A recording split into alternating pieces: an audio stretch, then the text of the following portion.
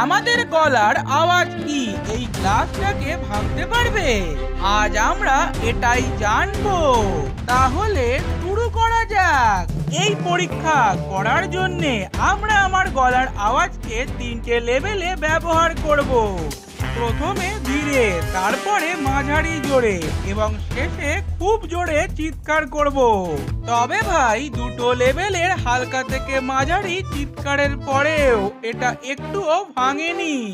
তবে এবারে কি হবে? না ভাই, এটা একটুও ভাঙলো না। তাই ভাবলাম এটা এভাবেই ভেঙে দিই। অনেক তদন্তের পর জানতে পারলাম এটা করার জন্য আমাদের এগুলোর ফ্রিকোয়েন্সি মেলাতে হবে।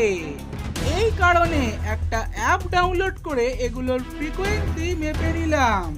তবে এরপরে এটা ভাঙলো না, কিন্তু আমার গলার আওয়াজই ভেঙে গেল।